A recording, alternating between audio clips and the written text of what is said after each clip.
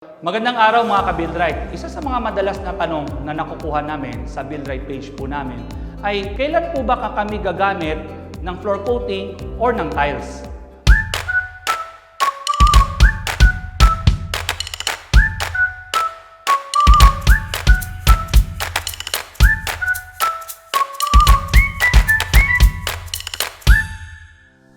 Ano ba ang mga nagiging problema natin sa mga tiles? Ang madalas na reklamo po sa amin sa Buildrite ay madalas daw matanggal ang mga tiles.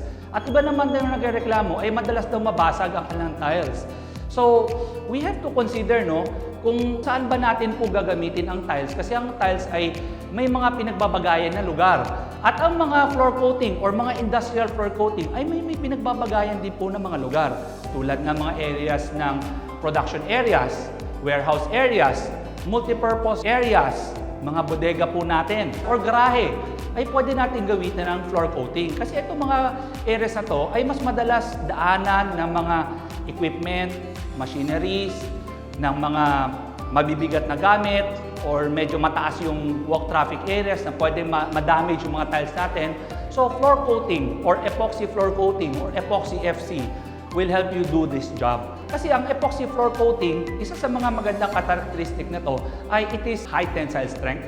So, ibig sabihin, matagal siya, mahirap siya baklasin. So, tensile strength niya is 4,000 PSI. It has a compressive strength of around 8,000 PSI, napakataas noon. And it has a shore hardness D of around 85 PSI. Hindi po namin na-recommend ang mga ordinary paints po dito kasi marami po kami nakikita na gumagamit po ng pintura sa pagpipaint ng mga sidewalk or pagpipaint ng mga garahe. Yung ginagamit po ninyo is latex or acrylic emulsions, So, ang shore hardness D lang nun is probably around nasa 30 PSI. And hindi po siya recommended for floors. Hindi siya ganun ka-durable, madali siya mabakbak, madali siya matanggal. So, the epoxy, gusto rin namin i-remind, is only recommended for indoor application. Hindi siya bagay for outdoor application. Ang maganda rin dito sa epoxy floor coating, abrasion resistance niya ay napakaganda.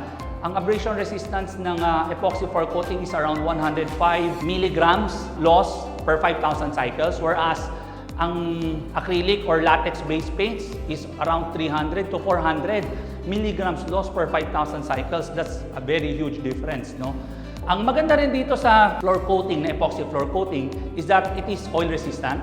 So, pag sa garahe, natuluan tayo ng oil or ng gasolina or ng gas, punas lang po tayo.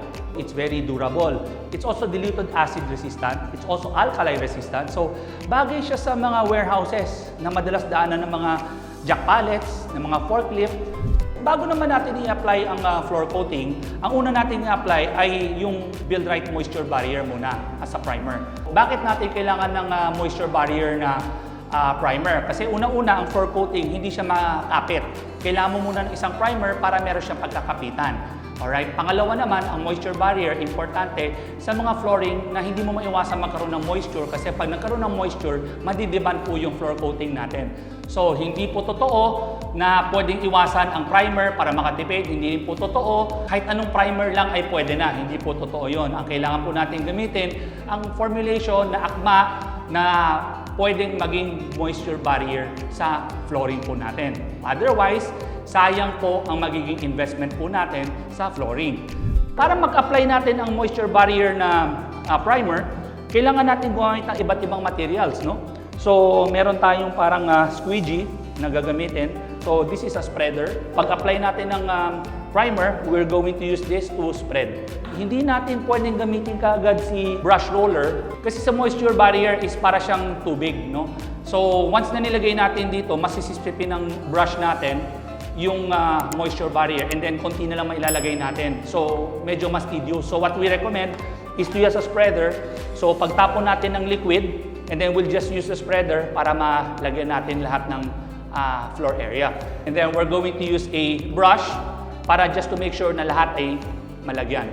With regards sa roller brush, reminder lang, you have to choose a roller brush that has a short-haired. Huwag kayo gagamit ng long-haired. Kasi yung long-haired, pag in-apply natin, minsan naiiwan yung mga hair ng brush na to, naiiwan sa floor. And syempre, pangit tignan, and hindi maganda at uulitin po natin ulit lahat. So just make sure that you're buying a short-haired roller brush for application ng floor coating. Ito naman, ginagamit ito natin maliit na brush para sa mga corner areas na hard to reach areas na hindi na maabot ng brush.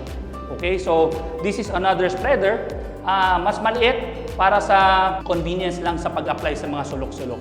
Alright, so panoorin natin kung paano natin gagamitin yung mga gamit na to, tools na to, sa pag-apply ng floor coating.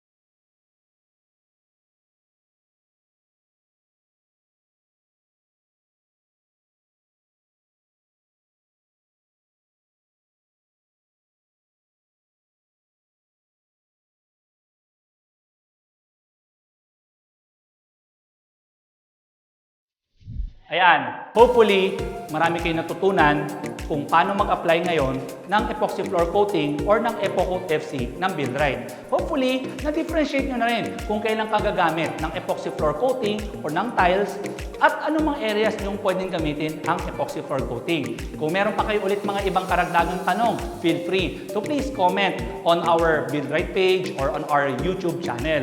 Don't forget to like, subscribe, and share our pages, our channels para makaabot din tayo sa mga ibang taong hindi nakakaintindi ng pag-apply ng mga construction chemicals sa kanilang construction needs. Again, this is Derek Tan. Huwag niyo kalimutan magtanong para sigurado.